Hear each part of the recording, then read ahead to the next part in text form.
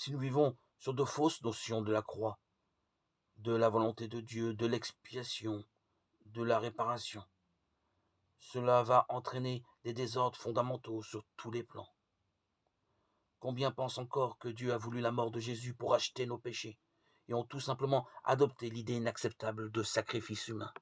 La volonté de Dieu à laquelle Jésus a adhéré de tout son être, qui rejoint son désir le plus essentiel, n'est pas qu'il soit torturé et exécuté sur une croix, mais qu'il remplisse totalement sa mission dans son chemin d'incarnation. À aucun moment de sa vie, Jésus n'a recherché la souffrance. Il vit pleinement ce qu'il a à vivre. Il annonce ce qu'il a annoncé, sans rien édulcorer.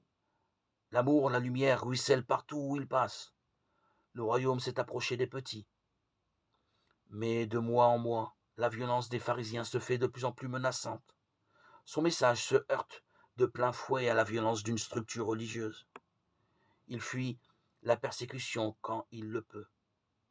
Mais il va finir par se trouver devant un événement inéluctable, un procès et une condamnation à mort. C'est une issue qu'il aurait aimé éviter, mais il fait face, il choisit d'aller au bout de sa tâche. Il ne renie rien de ce qu'il a à accomplir. Il refuse de répondre à la violence par la violence. L'amour ne peut se le permettre.